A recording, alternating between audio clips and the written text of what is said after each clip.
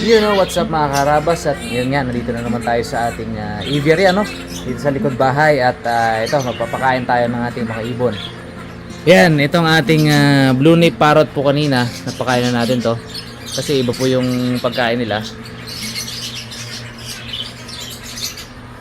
Pero yung ating parakeets, yung budgerigar natin, ayan, at saka yung ating mga lovebirds, at saka yung kakatil, hindi pa natin napakain ngayong umaga dahil naubusan po kami ng naubusan kami ng seeds, ano. So bumili kami kanina ni Sarabas sa palengke ng yung African seeds po, yung African mix po yung gamit natin para sa mga maliliit na ibon natin ito.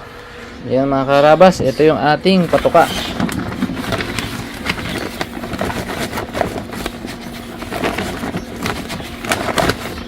Ayan, yung patuka natin, ano. Natin sila. Medyo galit na yung mga yung mga ibon natin. Late daw yung pakain today. Sorry na. Yan. So sila. So ito po yung mga budgerigar natin. Pero ang main na i-feature po natin ngayon yung ating African lovebird, Alb. Sila muna yung natin, sila muna yung focus natin yan habang kumakain. Ayan. Ayan, oh. So ito po pala itong ating budgerigar, nanganak na po yan. May mga bagong sisiw po dyan, 3. Ayan, sunod ipakita po natin yan. Ayan po yung ating aviary nila. Okay, ito muna tayo, mga Albs, yung African lovebirds. Ito po ay isang malunggay. Pinakain nila yan at kinukuha yung mga kinukuha nila yung balat at ginagawa nilang pugad. Ngayon po pakita natin. Ito may yan. Ito mga bato. Ayan, ito talaga yung ng pagkain.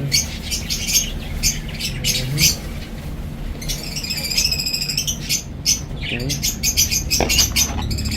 Tapos kainin na nila. Dalawa yung nilalagay ko kasi medyo malakas sila sa tubig. Itong taas naman, pakainin nila ng mga gulay. Pinapakain ko po yan sila ng ng mga talbos, ng kamote, petchay, gano'n. Ang paborito din nila, kangkong. So ito yung lang inuminan. Ito ko ilagay.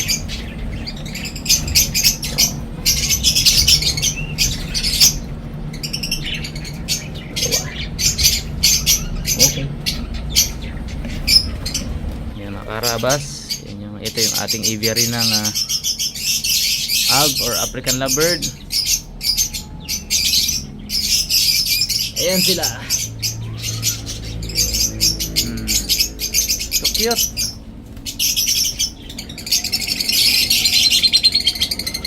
Ang cute. Tapos maingay sila.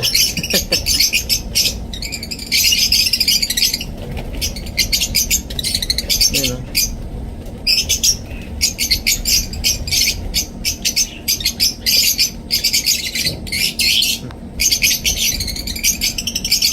Papasilip ko yung mga sisiw natin. May mga sisiw na dito sa at saka may mga itlog na. So, quick pick lang natin. So, ayaw nila yun na palaging ginagambala yung kanilang pugad. Pero, saglit lang natin dito. Sisilipin niya yan. Okay.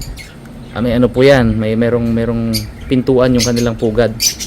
Ayan, o. Yung kanilang mga pugad, yun. Yung mga box. Tapos nilagyan ko ng pinto dito. Kasi, baka pasukin ng pusa ba. Ito, ulak. Yan, saka pa lang natin ma-access yung pugad. Yan natin kung may laman. Wow! Mga karabas, tingnan nyo yung sisiw. Meron ng dalawa, ang cute na sisiw. Malalaki na.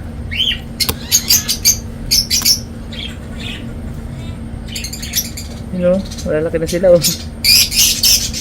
Tapos may isang hindi napisa. Ayan, ito dalawa. Tingnan natin ang kabila. Ay ko. Yup. May tatlong itlog. Ayun oh. Next. Wala pa. Pugad pa lang. Next. Wow. Meron ding isang sisiyo. Ayan oh. So wala pa po silang kulay. Abangan nyo po yung next update nito. Tingnan natin kung ano magiging kulay yan sila.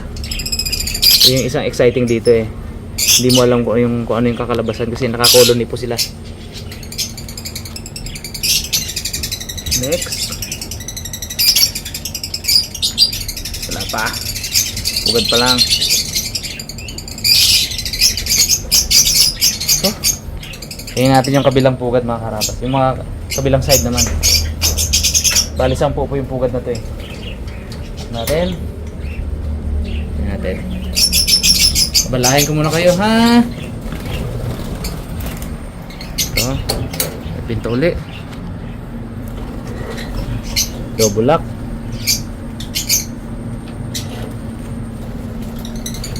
Okay. Pasukin natin. At tingnan natin kung ano yung laman. Tada! Oh, wala pang laman. So, tada! May isang itlog. Hindi ko alam, parang bugok ata. Wala na, isa lang. Tingnan to. Tada! May dalawang itlog.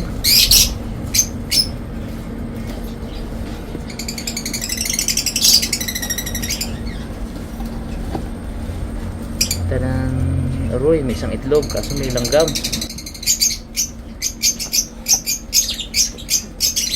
Aba.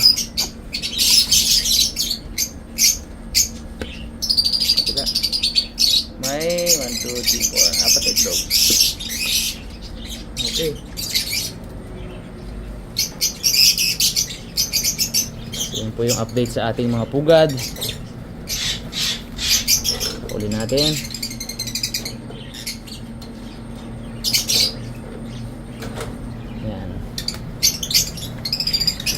Sila. Eh mga karabas, panoorin natin kung paano kumain tong ating mga African lovebirds.